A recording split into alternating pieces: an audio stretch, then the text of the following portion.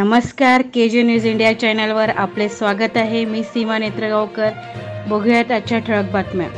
बांधकाम कामगारांना भांड्याची किट वाटप। लातूर जिल्ह्यातील उदगीर तालुका गोपाळनगर येथे दिनांक 7/7/2024 रोजी बांधकाम कामगारांना भांड्याची किट वाटप करण्यात आली। उदगीरमधील नोंदणीकृत बांधकाम कामगारांना भांड्याची किट गोपाळनगरचे आधारस्तंभ आमचे लाडके माजी नगरसेवक नरसिंहभाऊ शिंदे करण्यात आली।